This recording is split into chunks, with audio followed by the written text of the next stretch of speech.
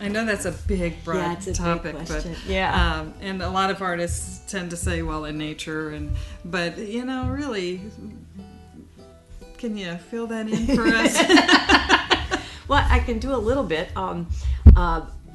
For me, actually, because metal clay works so wonderfully with natural materials, so you can use leaves as a forming armature, really, for creating fine silver leaves and fine silver pods.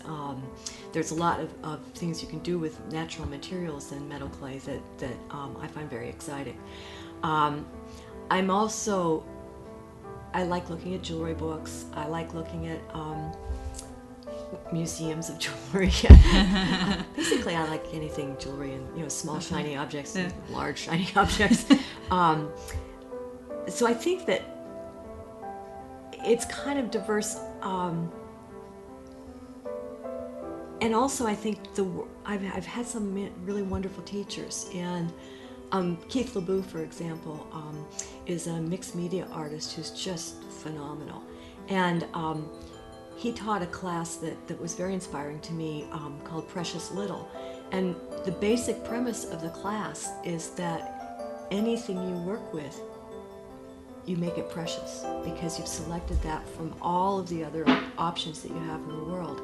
And as you're taking care and creating an object with the things you selected, they become precious. And that was interesting to me because it means that it doesn't have to be made of a silver, gold, platinum. Right. Doesn't have to have diamonds in it. Earth can be a precious material if you perhaps it shades something with the earth to make it look worn, that it's an object that you created, but that it's an object that's come from a great depths of time, and it's that patina of time. So it's a combination of a lot of different kinds of things.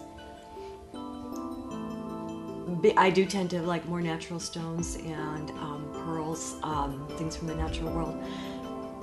But there's a time and a place for bling, always. And to have something sparkly, just to set off one little, like for instance in your necklace, you have a beautiful little sparkle right there. Oh yeah. And it just catches the eye. It's kind of a happy thing. I like that too. Well, where do you show off your work? Because I know you teach. Mm-hmm. And I've been to one of your exhibits, which are fabulous, and anybody who's in Southern California needs to go to it. Thank you. What is it now? It's Spring and Fall? Well, actually, I do a show every November with a couple of friends, and I think last year was our 13th year. Wow. And so that's one avenue for me. So I've just agreed to participate in a show called the Artware Show in April. And I've worked with them before. They're a wonderful group of people. And I've also been thinking about an Etsy shop, but talking with you, I'm thinking, well, there might be another way to go. Or maybe pose. Because, it's difficult. I've had work in a couple of galleries, but the galleries have been at a very difficult time, closed down during the last unpleasantness. Yes, so, yes. I've kind of noticed that myself. Are there any other ways that you promote your work? I do advertising. I feel kind of like I grow in spurts, and the next spurt is so to speak, figuring out ways to reach out to more people.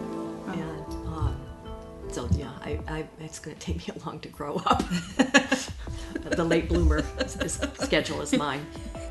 Okay, well, now you and I have had this conversation a couple times because we're very fortunate that Jonna has been in our backyard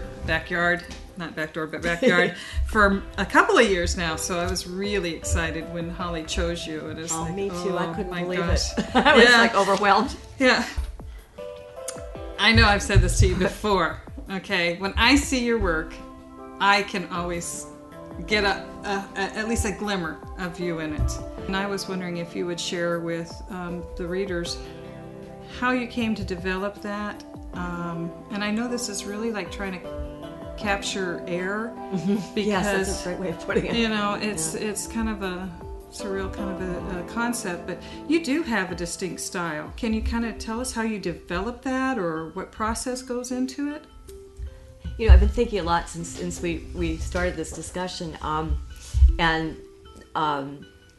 one of the things I wanted to say is that the other day, Deb Jamont, I take our class down at the West City Center in San Diego. I'm a lifetime student with her, and she was talking about her work, and she said, we were saying, oh, that looks just like you, about a piece that she'd made, and she said, people ask me what my style is, and I don't think I have one. I can't see it. And I'm thinking, yes, if Deb can't see hers, then it's okay if I can't see mine.